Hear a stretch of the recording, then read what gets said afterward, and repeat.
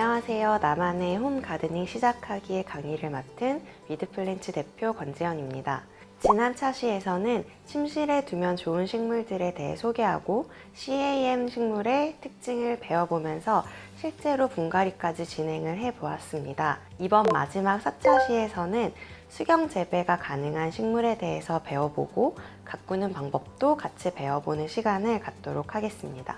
그럼 4차시 수경재배 식물에 대한 강의를 시작하겠습니다. 수경재배는 흙을 사용하지 않고 물과 수용성 영양분으로 만들어진 배양액 속에서 식물을 키우는 방법을 말하는데요. 물재배, 물가꾸기라고도 말합니다. 사실 어떤 영양분이 들어가 있는 흙이 아니라 물로만 식물을 가꾸는 걸 수경재배라고 하고요. 영양분이 들어있는 용액에서 재배를 하는 것은 양액재배라고 하는데 보통은 이제 수경재배로 보통 통칭을 하고 있습니다. 그래서 흙처럼 생겼지만 좀 피트나 돌 같은 것에 이제 섞어서 재배하는 것도 수경재배 일종이다라고도 볼 수도 있는데요. 가장 중요한 건 수생식물과 수경재배는 다른 거라는 것이에요. 수경식물이라는 단어는 없습니다. 수경재배가 가능한 식물이 있고요. 수생식물이라는 건 아예 애초에 흙이 물 속에 들어가 있을 때 이제 수경재배가 아니라 수생식물이라고 부르는 거예요. 예를 들면 창포나 억새 같은 반쯤은 물에 잠겨 있는 식물들을 수생식물이라고 하고요. 사실 수경재배가 가능한 식물들은 수생식물은 아닙니다. 수경재배를 할 때 우리가 물꽂이 하는 것과 비슷하다고 보통은 많이 생각하시고 물꽂이를 수경재배로 보시는 분들도 굉장히 많습니다. 사실 물꽂이는 수경재배가 맞지만 물꽂이가 아니어도 그냥 일반 식물을 흙을 털어서 물에 꽂아두는 것도 수경재배입니다.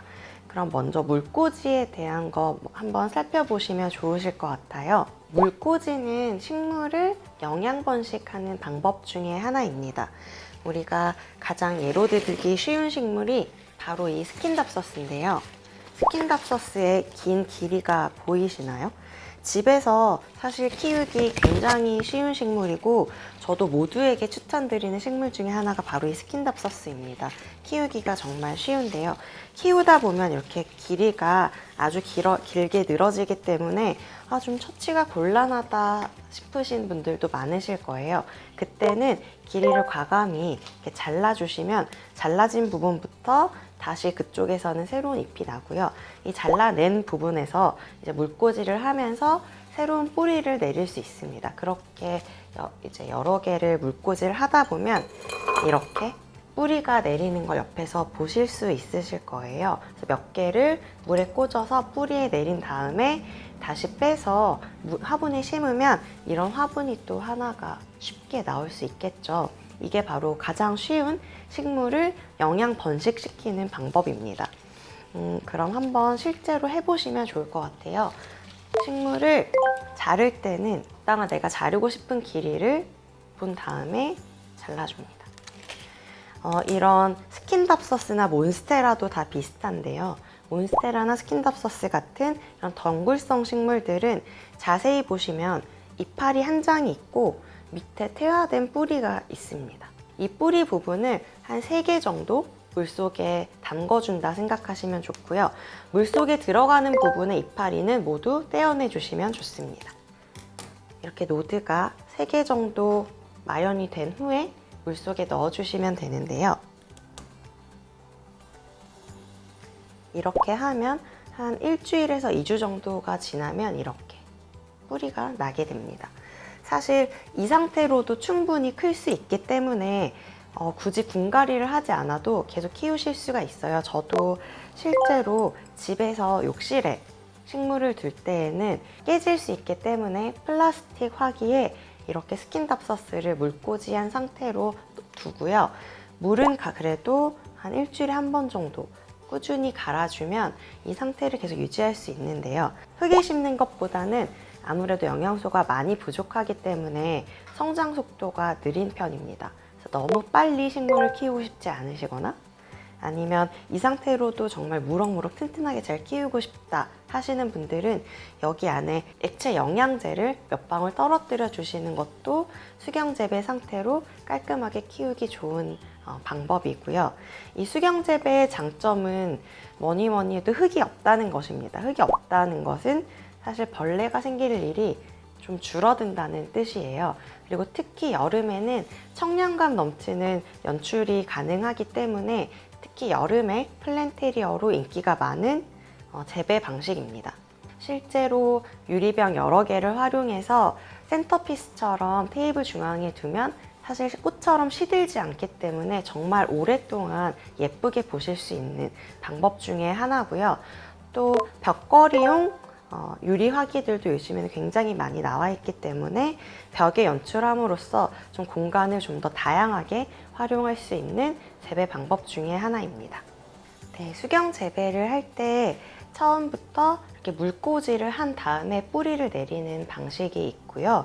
기존에 있는 화분에서 흙을 다 털어내고 물에 꽂아서 그냥 이 상태로 수경 재배를 하는 방식이 있습니다. 이렇게 할 때에는 영양분이 아까 말씀드렸다시피 부족하기 때문에 액체 영양제 같은 것들을 조금씩 넣어주면서 좀 더 튼튼하게 키우실 수 있으실 거예요. 물에 모든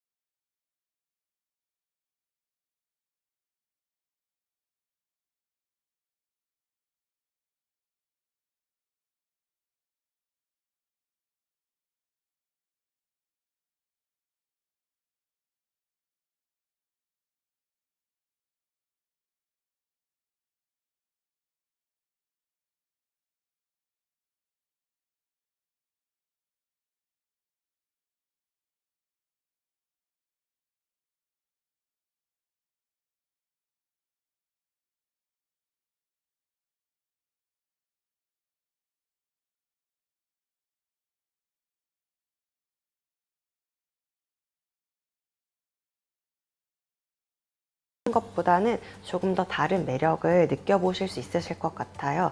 특히 나는 식물을 처음 기르고 아직 벌레가 생기는 게 아직 너무 좀 두렵다 하시는 분들은 수경 재배부터 차근차근 시작해 주시면서 물을 일주일에 한 번씩 꾸준히 갈아주시면 생각보다 식물을 잘 오랫동안 키우실 수 있으실 것 같고요. 이렇게 뿌리가 내린 식물들은 따로 분갈이를 해주셔도 좋기 때문에 분갈이하는 방법도 한번 보여드리도록 하겠습니다.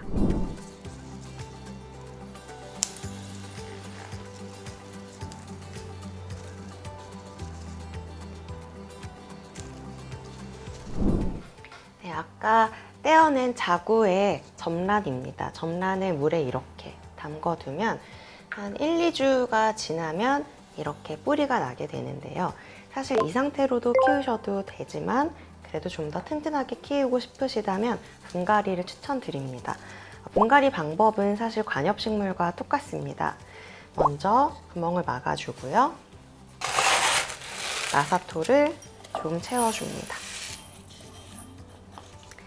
근데 여기에서 주의해야 할 점은 식물을 유리병에서 빼놓고 나면 굉장히 깨끗하고 새하얀 뿌리를 보실 수 있으실 거예요. 이 상태의 뿌리 사이사이에 흙이 잘 들어가도록 좀 천천히 조심스럽게 흙을 채워주시면 좋습니다. 높이를 먼저 잡아주시고요. 흙을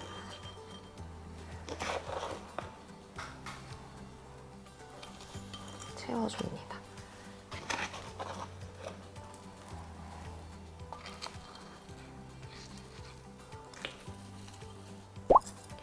핀셋으로 뿌리 사이사이에 흙이 잘 들어갈 수 있도록 잘 넣어주세요.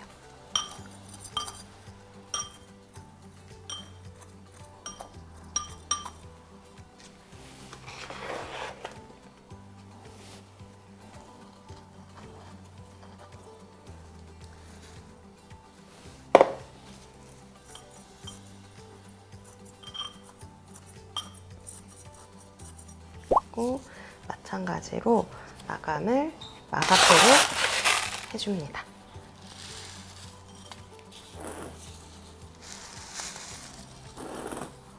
충분한 영양분이 들어있는 배양토로 분갈이를 한 이 점란은요, 1년 정도 키우시면 이렇게 자구가 이것보다도 훨씬 더 많이 생성이 돼서요, 훨씬 더 많은 화분들을 만드실 수 있으실 거예요. 점란이나 스킨답서스 같은 대부분의 수경 재배가 가능한 식물들은 모두 다 관엽식물, 즉 열대나 아열대가 원산지인 식물들이기 때문에 분갈이 방식은 똑같습니다. 이렇게 물꽂이로 번식을 시켜서 뿌리가 난 후에는 그대로 키우실 때에는 영양제를 좀 채워주시고, 아니면 분갈이를 하셔서 흙을 통해서 영양분을 공급해 주시면 정말 튼튼하고 건강하게 식물을 키우실 수 있고요. 우리 다육식물이나 선인장도 사실 수경 재배가 가능합니다. 다육식물이나 선인장의 뿌리의 한 3분의 2 정도만 물속에 담궈 두시면 얘네가 크게 무르지 않고 충분히 잘 클 수 있기 때문에 조금 물 조절만 해주시면 선인장이나 다육식물들도 수경 재배를 하실 수 있습니다. 네, 그럼 선인장을 수경 재배하는 방법을 한번 연출해 보도록 하겠습니다. 선인장을 준비하시고요. 유리병, 그리고 식물이 유리병의 입구가 좀 넓다면 식물을 받쳐줄 수 있는 이런 홀더들 준비해 주시면 좋습니다. 먼저 화분에서 식물을 분리할게요.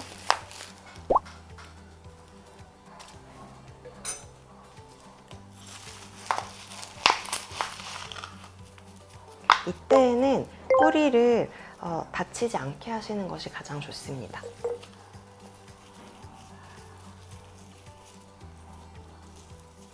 만약 뿌리가 너무 길어서 잘라내야 한다고 생각이 드시면 뿌리를 잘라낸 후에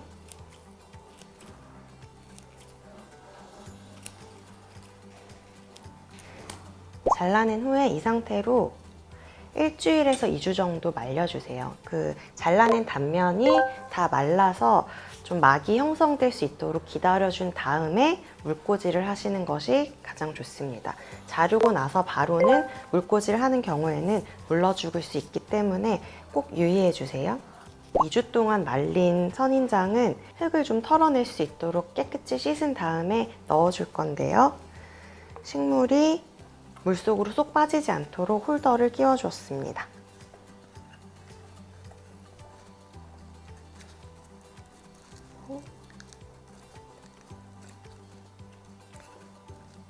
잡아준 후에 물의 높이를 체크해 보시면 좋아요.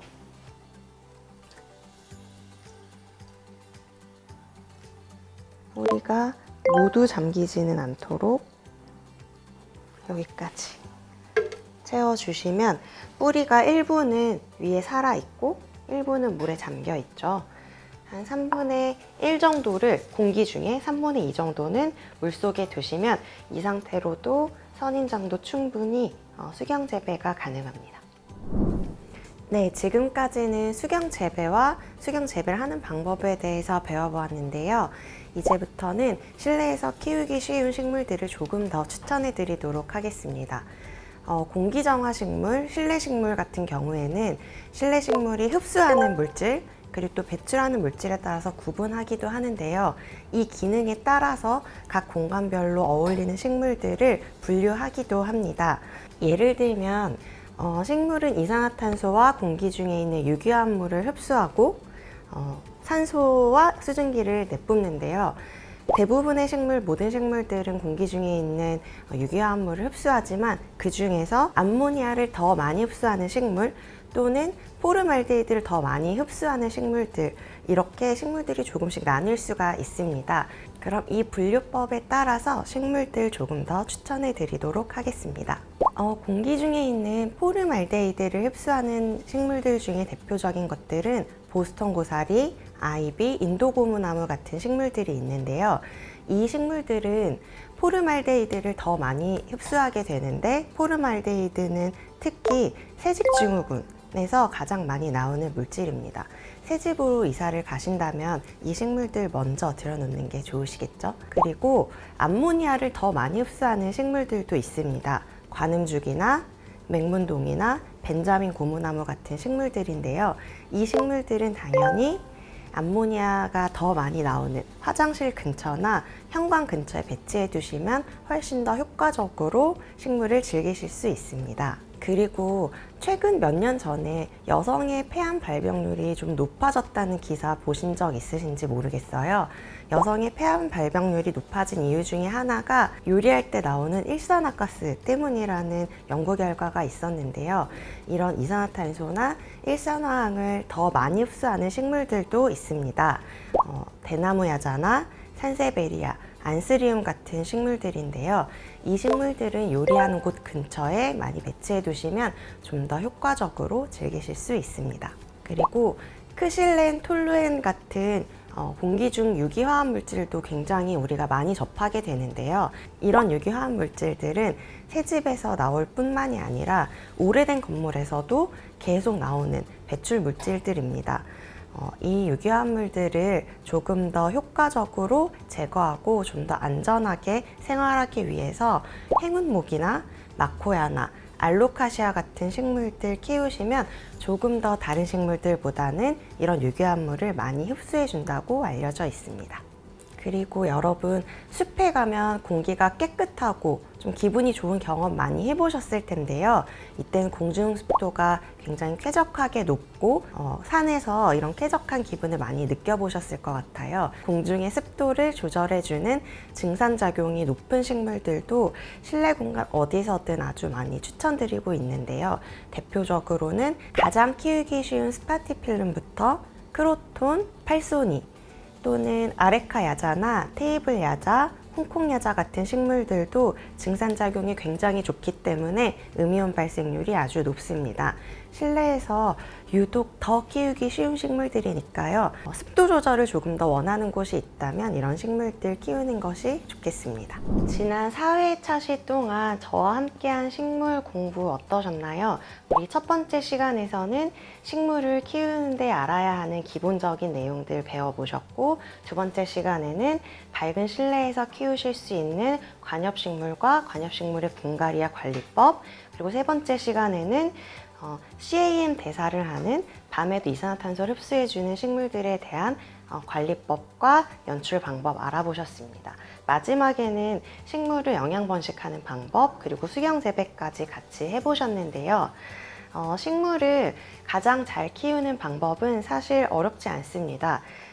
많이 들어보셨겠지만 자주 들여다보아야 훨씬 더 잘 키우실 수 있기 때문입니다. 사실 저희 손님들께서도 초반에 인테리어를 할 때 많은 식물을 구비해서 플랜테리어를 멋지게 하고 싶다 하시는 분들한테 제가 결국에 하나 판매하는 것이 있다면 바로 테이블 야자나 점란 같은 아주 쉽고 저렴한 가벼운 식물들입니다.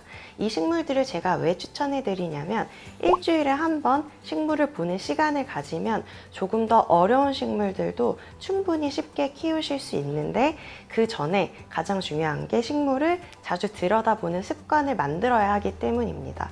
특히 테이블 야자나 점란 같은 식물들은 성장 속도가 빠르기 때문에 한 달만 주의 깊게 일주일에 한 번씩만 물을 줘도 얘가 예쁘게 크는 모습을 실제로 눈으로 보실 수 있어요. 이렇게 내가 물만 줬더니 식물을 잘 키우게 됐다고 생각하신다면 그때 생각보다 내가 식물을 잘 키우는 사람이었구나 라는 생각을 하시게 되실 거예요. 그때부터는 조금 더 어려운 식물, 조금 더 예민한 식물들도 사실 충분히 잘 키우실 수 있습니다. 그렇기 때문에 꼭 일주일에 한두 번은 식물을 들여다보는 시간을 가지신다면 모든 식물들을 다 건강하고 예쁘게 키우실 수 있으실 거예요. 지금까지 나만의 홈 가드닝 시작하기 강의를 맡았던 위드플랜츠 권지현이었습니다. 감사합니다.